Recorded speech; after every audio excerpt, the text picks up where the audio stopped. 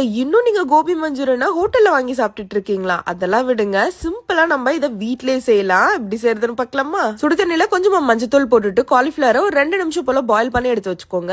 2 table spoon அளவுக்கு கடலை பருப்பு, அரிசி மாவு, 1 ஸ்பூன் அளவுக்கு வெறுமிளகாய் தூள், 1/2 ஸ்பூன் அளவுக்கு உப்பு, 2 டேபிள் ஸ்பூன் அளவுக்கு கார்ன்ஃபிளவர், 1 ஸ்பூன் அளவுக்கு கரம் மசாலா, இது எல்லாத்தையுமே காலிஃபிளவரோட சேர்த்துக்கோங்க. நான் எக்ஸ்ட்ரா எந்த தண்ணியும் மிக்ஸ் பண்ணல, அதுல இருக்கிற ஈரப்பதத்திலேயே நல்லா மிக்ஸ் பண்ணிக்கோங்க. 1 ஸ்பூன் அளவுக்கு இஞ்சி பூண்டு பேஸ்ட் சேர்த்துட்டு அதையுமே நல்லா மிக்ஸ் பண்ணிட்டு எடுத்து வச்சுக்கலாம்.